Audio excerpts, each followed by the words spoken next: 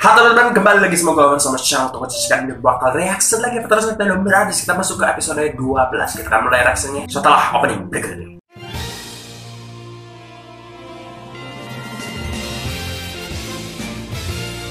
Masih melanjutkan upaya gua yang tertinggal bikin video reaction ini. Kemarin episode 11, 12 sekarang, dan sebenarnya episode 13 sudah keluar juga gitu. Jadi jangan dulu spoiler ya untuk yang udah nonton episode 13. Recap sejenak bahwa episode sebelumnya itu sama sekali bukan filler sebenarnya ya. Kelihatannya Juto di situ pendalaman untuk karakter. Village Jutonya pun di situ udah mulai dimunculkan development karakternya tentang si Juto tersebut. Kemudian untuk Bamiho juga udah makin mulai diberikan reveal tertentu. Kemudian ada hubungan antara bokapnya si Momotaro juga si Jin Momoi yang punya hubungan ternyata dengan Noto. Itu menarik sekali sih untuk diikuti. Kita akan lihat episode 12 ini apakah melanjut dari poin-poin yang episode sebelumnya atau ini episode filler lagi, nggak tahu ya, kita cari tahu aja. Oke, kita akan mulai aja langsung nonton. Avatar Change ini ya, preview episode sebelumnya.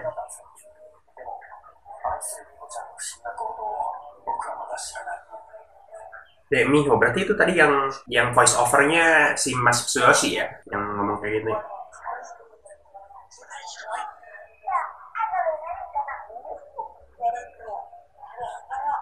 Gila lah. Apa ini Bamiho versi kecil?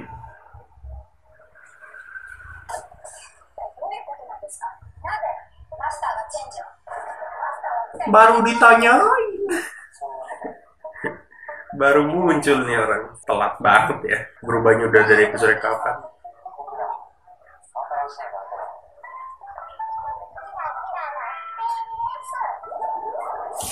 Terus ini ya, Don Brothers itu sering banget untuk segi kerealisannya. Mereka sering ninggalin sesuatu kemudian untuk dibahas nanti ya. Jadi ya maksudnya secara fase sih jujur-jujuran aja ya, nggak terlalu bagus maksudnya untuk segi realis ceritanya gitu. Maksudnya lu kan tinggal atau kerja di cafe yang tiap hari ada di situ. Maksudnya ketika lu ngelihat master lu itu berubah kan udah dari episode berapa ya, 10 ya, 10 atau 9 gitu, 10 kayaknya. Kenapa baru ditanyain sekarang? Itu pun kita lihat ya apakah konflik Mas Yoshi yang ngebunuh si Hitotsuki yang manusia itu, yang menjahatin istrinya itu, apakah kebahas juga nantinya. Tapi tetap jadinya telat gitu ya. Jadi agak termaafkan sih akhirnya kebahas, tapi kan masih telat tetap.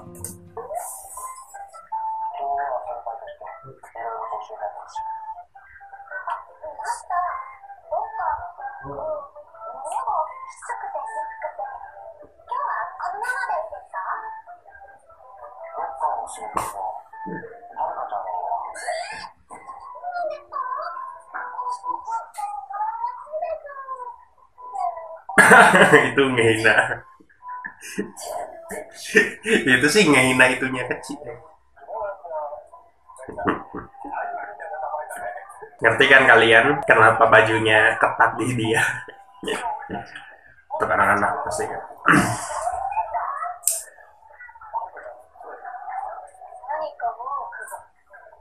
Itu berarti harusnya sih cewek yang itu yang di flashback waktu dia masih kecil tadi ya, yang di awal-awal. Kayaknya tuh cewek yang itu. Gue kira Mbak Miho tadi. Oke, opening dulu. Dari menit-menit awal episode ini sih kayaknya sih kita masuk ke filler lagi ya. Terus ada filler.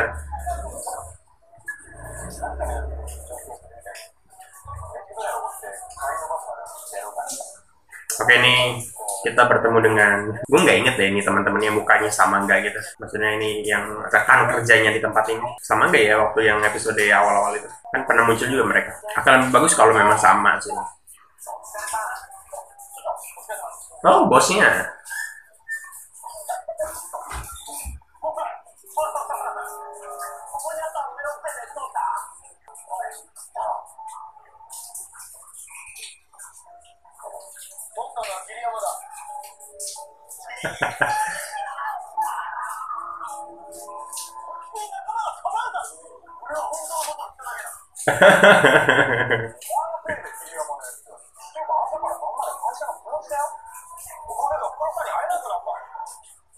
Oh gitu ya.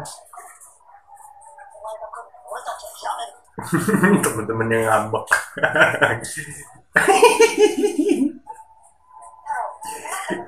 Ekspresinya loh bener-bener kayak kaget, aneh. Oh, Si bibinya si Mbak Haruka muncul lagi nih. Ini menyenangkan. Ada karakter-karakter keluarga dari karakter keluarga dari karakter utamanya punya keluarga yang terceritakan gitu. Ini udah pernah gue bahas ya di recap episode 10 episode kemarin.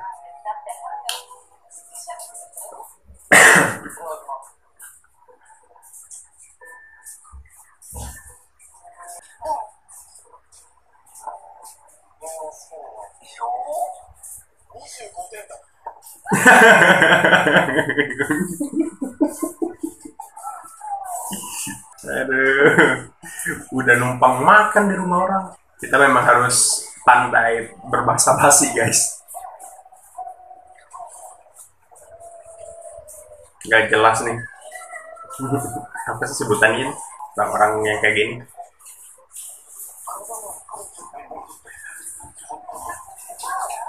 Kurosato siapa? Nama gara grup di sana kayaknya.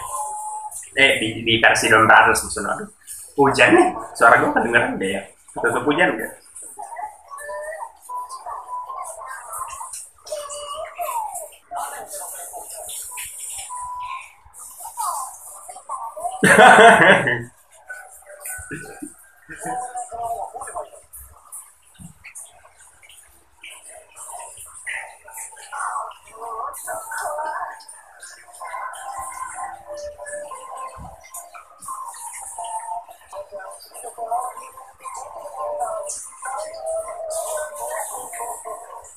Pemujaan yang berlebihan itu tidak baik, kata Patrick juga ya.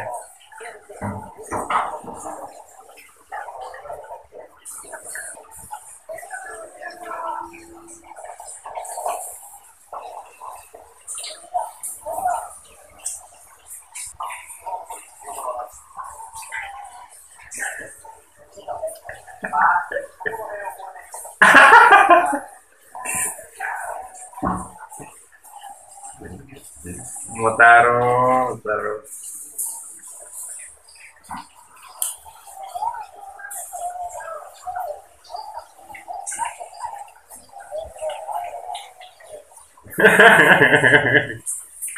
Tapi emang gimana ya, ya walaupun agama melarang kita untuk berbohong, kadang-kadang berbohong untuk kebaikan tuh nyata adanya loh.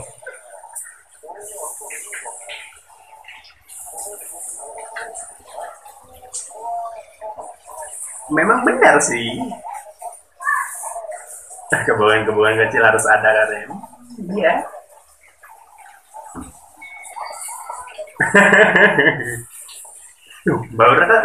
Baru kan tuh kalau acting marah gitu selalu kayak pengen ketawa gitu. Kayaknya emang dia geli sendiri sama adegan ini.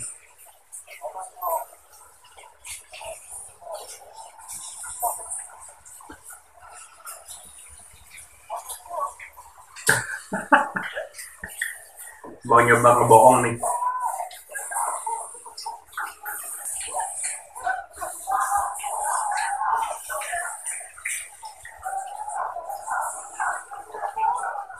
Kenapa ente? Berbohong bisa membuatmu mati. Nyanyi mulu nih. Idol. Sialan.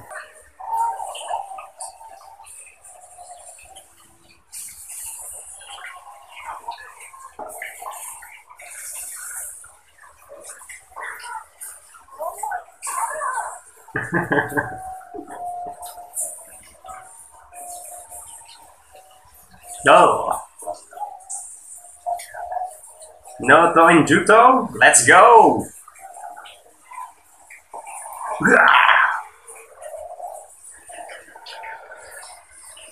That's good. That's a good scene. Gimana? Gue nggak salah baca kan? Nggak bisa mati tadi katanya.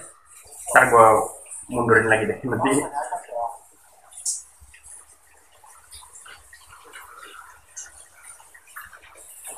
Kenapa ente senyum-senyum? Biasanya gue nggak bisa senyum. Nah ini nih kata hubungan-hubungan kayak gini nih. Maksudnya development karakter untuk bahkan untuk villains dan superhero nya pun ada hubungan kayak gini tuh bikin menarik gitu.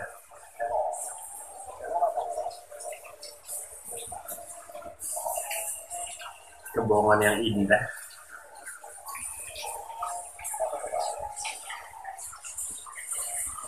nggak ada.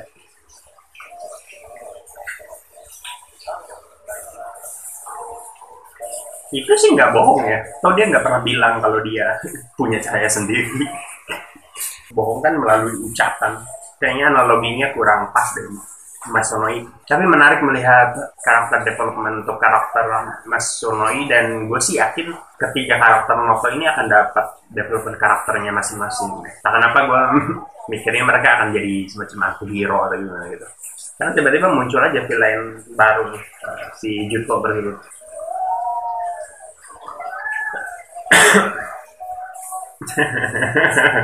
Lah, si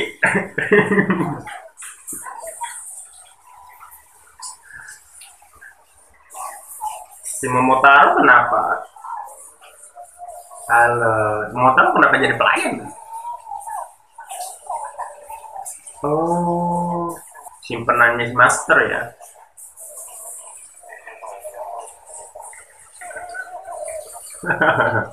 Luar biasa Kaven.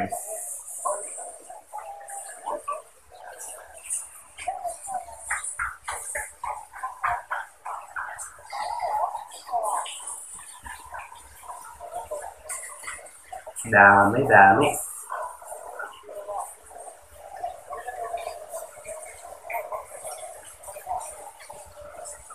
Iya, berbohong tidak bagus untuk hal tersebut ya. Jadi maksudnya kita tinggal sensitivitas rasa untuk berbohongnya aja yang kita atur gitu.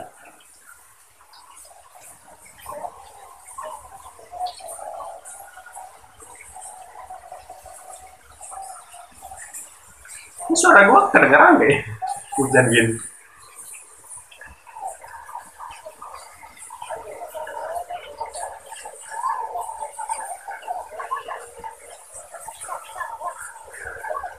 Iya ya.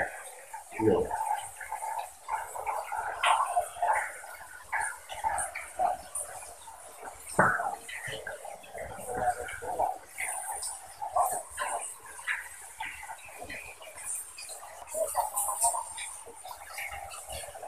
Hmm.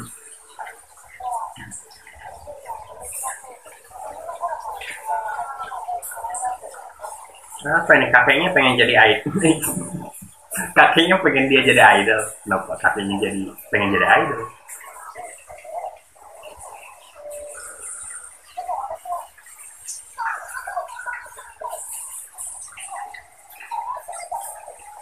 Berbohong tuh bisa bisa jadi adiksi juga ya. Kalau lu udah keseringan bohong, kayak bukan nggak kerasa lagi gitu kalau lu lagi ngebohong, tiba-tiba aja gitu keluar dari mulut gitu, dan lama kelamaan lu bingung sendiri apa yang bohong sama yang enggak gitu. Itu kasus yang langka sih, tapi maksudnya emang harus dibatasi juga saat-saat kita mau ngebohong atau gitu sih. Berbohong bukan hal yang baik ya dalam lingkup yang luas, tapi gue sih yakin dalam beberapa keadaan manusia diperbolehkan untuk berbohong. Maksudnya manusia punya sensitivitas rasanya sendiri untuk tahu kapan mereka harus berbohong gitu, dan kalau itu akan menghasilkan sesuatu yang baik ya udah lakuin aja. Tapi maksudnya jangan sampai sensitivitas itu, rasa itu jadi jebol gitu, akhirnya kebablasan bohong.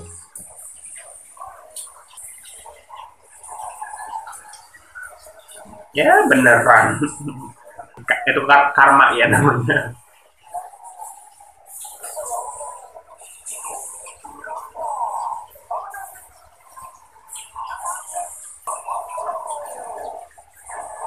Mereka udah berubah berempat, udah berubah berbarengan nih. Berarti tinggal Mas Subasa aja ya yang belum belum tahu identitas.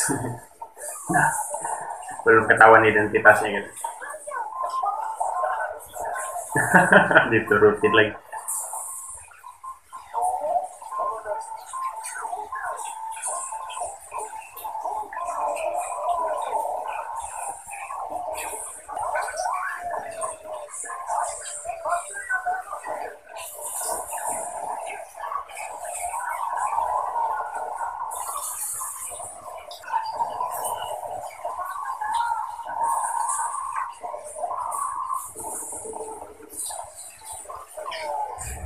Kayaknya mereka udah mulai nyaman dengan form baru mereka.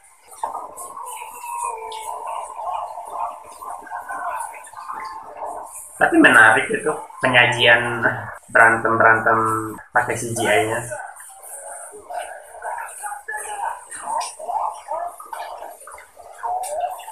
Gakai.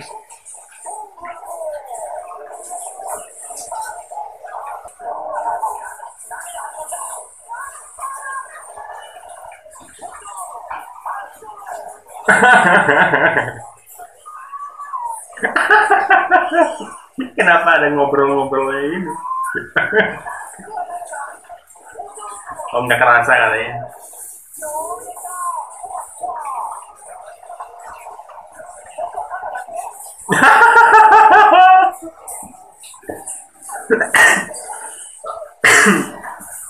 Itu ini gue suka sih, ini maksudnya membercandakan atau mengkomedikan konsep mereka sendiri, menarik gitu. Kadang-kadang itu kan juga jadi banyak pertanyaan untuk ada beberapa mereka yang cuman sebagai hiasan aja, nggak penting-penting amat gitu. Kalau mereka misalnya si Mbah Haruka ini jari kaki ya penting dong untuk jalan gitu, untuk si mekanya jalan. Tapi kadang-kadang ada kayak misalnya Abah Renja gitu yang sentai kuningnya, meka sentai kuningnya cuma buat hiasan di muka sama si di dada gitu. Itu kan dengan begini jadi menarik banget dikomedikan oleh Mas Yoshi, maksudnya penulisnya menarik gitu untuk membercandakan konsep mereka sendiri gitu.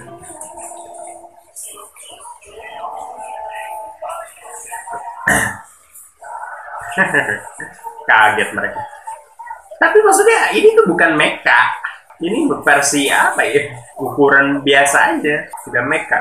Mungkin kostumnya kostum mecha ya, dibawa ke, sebenarnya kan kostum mecha kan nggak segede yang diperlihatkan gitu. Ya kostum mecha ya segede ini aja emang. Cuman kadang-kadang kalau di Super Sentai ya punya, atau di Ultraman ya punya setnya sendiri yang bikin mereka seakan gede gitu, pakai miniatur gedung-gedungan gitu, gedung-gedung, ya gedung-gedung gitu, bangunan-bangunan gitu maksudnya. Padahal kostumnya ya kostum Ultraman pun nggak segede yang sepenglihatan di filmnya gitu maksudnya. Jadi kayaknya sih ini pun kostumnya masih sama sih kayak yang tadi, harusnya sih ya, kayak yang versi yang pertempuran kecil. Tapi unik karena mereka pakai konsep mecha bukan hanya untuk di bagian gelut-gelut versi gede kayak gini aja gitu. Mereka pakai kostumnya juga untuk versi sebelum jadi gede gitu.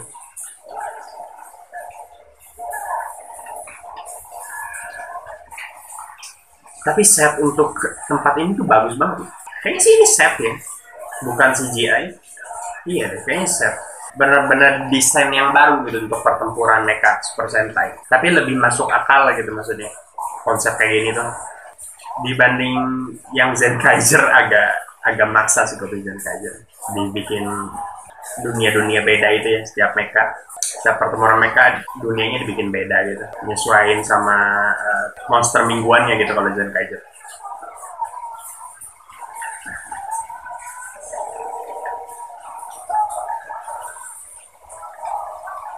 Kayaknya cuman si Momotaro ya yang udah pro banget kayaknya. Maksudnya kan dia kan baru ketemu teman-temannya berempat ini baru akhir-akhir ini ya. Dari mana dia udah tahu tentang mecha-mecha ini gitu maksudnya. Tapi memang si Momotaro udah pernah pakai mecha sebelumnya ya, yang dia pakai si Juran itu di awal-awal series. Ini baru debut ya pertama kali mecha. Apa ya ibaratnya originalnya mereka benar-benar original gitu. Tanpa campur tangan series sebelumnya.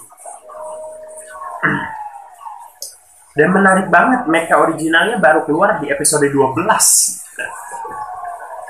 Jadi memperlihatkan bahwa mereka tuh nggak jadiin mecha sebagai gimmick. Setiap episode harus ada gitu. Oke, mereka kembali ya. Jadi ya udah, pas mereka mau aja gitu. Ada beberapa episode yang fokus sama ceritanya aja, nggak perlu ada mecha-mekanya. Dan menurut gue itu bagus sih. Nggak usah harus maksain tiap episode ada pertempuran mecha gitu.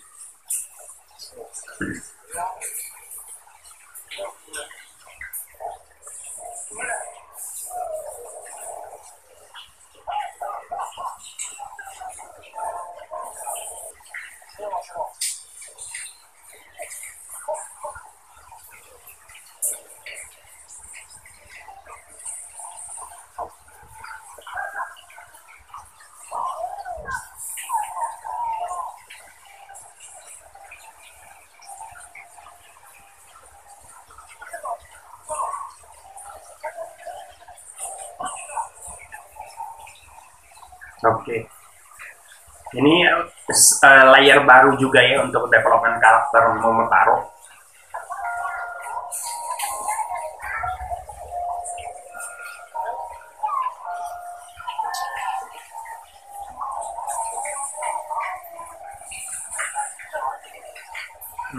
Emang keinginan si bocahnya ya.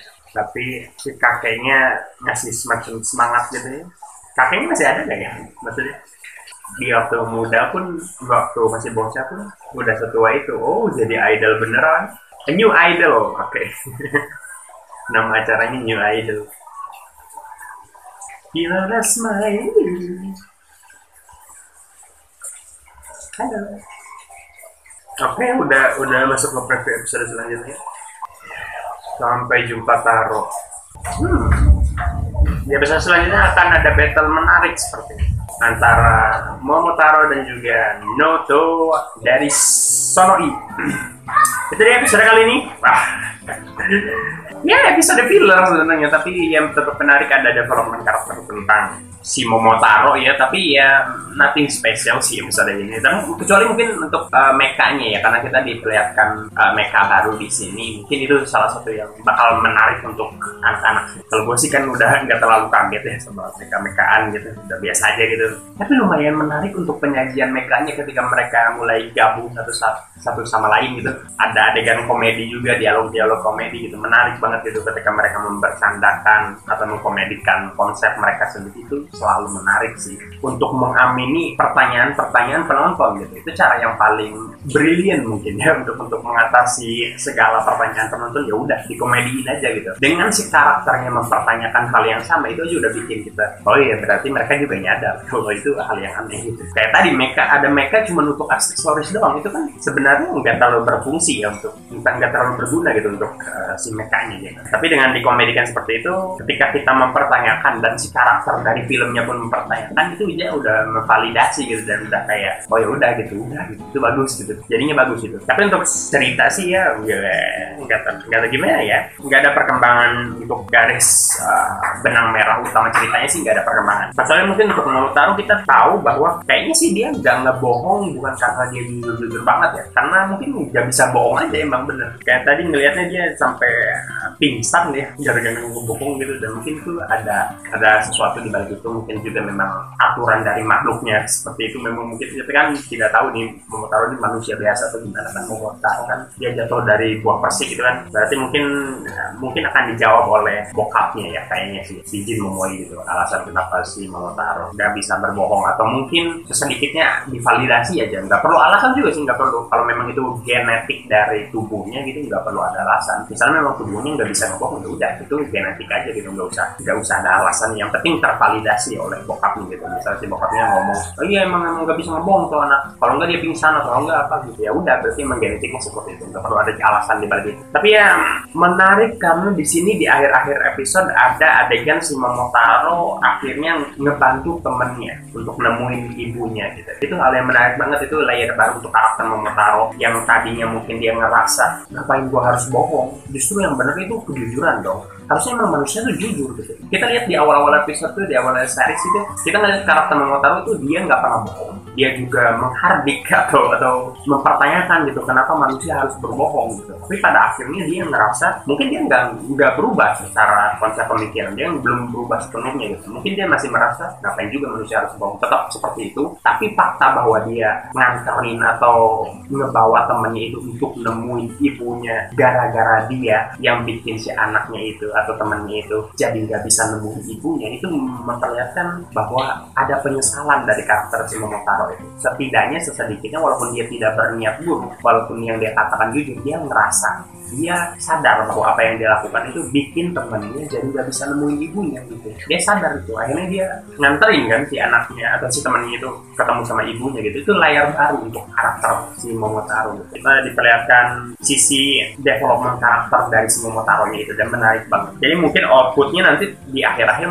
mungkin aja Momotaro pada akhirnya tetap gak bisa berbohong, tapi dia sadar bahwa kadang-kadang ya memang harus bohong gitu untuk beberapa keadaan. Dan sebenarnya apa yang dilakuin temannya untuk makan atau ngambil barang yang bukan punya dia itu bukan sesuatu yang bisa dibenarkan ya untuk adik-adik yang nonton. Atau bahkan kalau lu ada di situasi tersebut, menurut gua fine-fine aja sih kalau lu mau jujur juga gitu, maksudnya ke bos lu gitu, karena itu sebenarnya bukan sesuatu yang bisa ditutupi sih. Konteksnya beda gitu. Gini, lu itu berbohong, kalau menurut gue ya, kalau lu sebagai manusia diperbolehkan berbohong ya, ketika keadaannya bersangkutan dengan orang yang sebenarnya lu rasa dia jujur, lu rasa dia harusnya nggak salah gitu, tapi orang lain mandang dia salah. Oleh karena itu lu harus bohong. Dalam konteks ini adalah Mas Tsubasa, si Sentai hitam kita itu, kalau menurut gua adegan si Momotaro ngasih tahu si Tsubasa ada di mana itu bertentangan dengan apa yang harusnya dia lakukan, karena dia yakin atau setidaknya teman-temannya tahu gitu, atau yakin gitu, atau percaya gitu ke si Mas Tsubasa bahwa si Mas Tsubasa nggak salah harus. Dan ketika lu tahu temen lu nggak salah atau setidaknya percaya ke dia, ya sebenarnya fine-fine aja kalau lu ngomong. Apalagi kalau seandainya lu nggak berbohong ada dampak yang lebih parah yang nggak lu inginkan, menurut gue fine-fine aja bohong. Lu mau ngebohong gitu, misalnya gara-gara lu jujur temen lu bisa celaka, atau temen lu misalnya nih ada preman datang ke rumah lu gitu, di mana gitu, siapa misalnya temen lu gitu, gue tadi lihat dia masuk rumah lu gitu. Kalau lu jujur kan bisa jadi tuh temen lu digebukin atau gimana gitu, tapi lu karena temennya lu ngerasa ada sesuatu dan lu nggak tahu, ya mungkin lu fine-fine aja untuk berbohong dulu. Nggak tahu, nggak ada temen gue yang kesini gitu, udah gitu lu tanyain ke temen lu tersebut yang udah sembunyi gitu, lu tanyain lebih dulu gitu, kenapa dia dikejar-kejar preman, kenapa gini. Setelah itu baru bisa memutuskan. Menurut gue sih manusia cukup punya naluri sendiri ya untuk memastikan kapan dia harus berbohong dan enggak gitu. Dan kalau untuk yang memang benar-benar hal yang buruk kayak ada temen lu yang ngambil barang gitu, itu kan sebenarnya udah bukan sesuatu yang benar gitu untuk lu berbohong gitu. Dan yang dilakuin Momotaro sih menurut gue fine-fine aja sih ketika dia jujur karena temennya ngambil barang gitu. Yang perlu digarisbawahi adalah reaksi dia, maksudnya dia kan ngerasa bersalah gitu akhirnya si temennya itu nggak bisa ketemu sama ibunya gitu. Dia ngerasa bersalah untuk sesuatu yang dia lakukan walaupun itu intensinya sebenarnya nggak jahat gitu. Kita aja udah bikin layar baru untuk karakter Momotaro gitu, menarik untuk ngikutinnya gitu. Karena kan mungkin untuk situasi tersebut sebenarnya ada penyesuaian lain mungkin ya, untuk misalnya lu nggak ada yang laku gitu, misalnya ngambil makanan tersebut, tapi kemudian setelah itu mereka patungan kayak untuk atau beli makanannya lagi gitu nantinya gitu, walaupun susah dapetinnya, tapi ya masih ada cara lain gitu. Tapi untuk jujur pun ya nggak apa juga sih, ini sebenarnya hak manusia sih untuk kapan saat dia jujur atau enggak gitu. Tapi ya sebenarnya ada beberapa kejadian di hidup kita yang peristiwa gitu di kehidupan kita yang memang dibutuhkan untuk berbohong sayangnya gitu. Sebenarnya tinggal sensitivitas kita aja untuk ngerasain saat dimana kita harus berbohong atau enggak gitu. Ya kalau harusnya lagi nggak berbohong ya jangan gitu. Apalagi kalau udah nggak bisa ngebedain mana saat yang harusnya kita nggak bohong atau enggak itu, misalnya sensitivitas lu jebol gitu misalnya, itu udah parah banget gitu, karena berbohong pun bisa jadi adiksi ya. Makanya ini sebenarnya membawa tema ini tuh kita harus nungguin akhirnya gitu, si director pengen nyampein apa sebenarnya, karena ini bisa jadi mispersepsi untuk anak-anak, apalagi ini tontonan untuk anak-anak ya. Jadi memang sebaiknya sih kalau ada orang tua di luar sana yang anak-anak yang menonton tokusatsu gitu, ya memang harusnya ditemenin gitu biar mereka bisa diajarin juga gitu tentang poin-poin belum dibanding si bocahnya atau si anak-anaknya itu nonton dan kemudian menyimpulkan sendiri yang sebenarnya salah gitu. Pada akhirnya ya harus ditemenin juga gitu. Kendati pun tontonan anak-anak untuk gua, karena kadang-kadang kan tontonan anak-anak pun bimbingan orang tua kan, kalau ditulis di Indonesia anak bimbingan orang tua gitu ratingnya. Kalau lu nonton di TV Indonesia A, B, O gitu biasanya anak bimbingan orang tua gitu, maksudnya harus tetap dibimbing gitu walaupun tontonnya untuk anak-anak gitu. Takutnya si anak mispersepsi terhadap sesuatu atau gimana gitu. Untuk menjadi orang tua yang baik ya harusnya ya ditemenin gitu, Bu ya Pak gitu. Baik gak sih bapak-bapak yang punya anak nonton? Nggak ada kayaknya. Tapi itu aja mungkin udah kebanyakan kita ngocengnya. Kita tutup saja ya. Mohon maaf kalau suara gue agak terganggu hari ini karena mungkin faktor hujannya, jadi rekamannya agak, suaranya agak ketutupan hujan mungkin ya. Nggak tahu juga sih, gue nggak pernah bikin video pas hujan gitu. Tapi ya udahlah gitu. Mungkin untuk video selanjutnya kalau ini bermasalah gara-gara hujan, mungkin video selanjutnya gue akan coba untuk nggak bikin video saat hujan gitu. Karena tiba-tiba aja gue udah mau bikin video tiba-tiba hujan. Tadi awal-awal belum hujan gitu. Jadi udah, kita akan reaction episode 13-nya secepatnya karena udah keluar ya. Jadi tungguin aja. Kalau kalian suka video kayak gini, silahkan like video ini, komen di kolom komentar di bawah pendapat kalian tentang video kali ini atau episode kali ini, atau mungkin kalian mau memberikan pendapat kalian tentang episode kali ini, atau pengen ngasih tahu detail-detail yang kelewat misalnya sama gua gitu, silahkan komen di kolom komentar. Mau share ke teman-teman kalian penyuka tokusatsu terutama Super Sentai, dan juga subscribe channel ini, follow juga Instagram gua di @amar_salim. Sampai jumpa lagi di video-video berikutnya. Bye bye.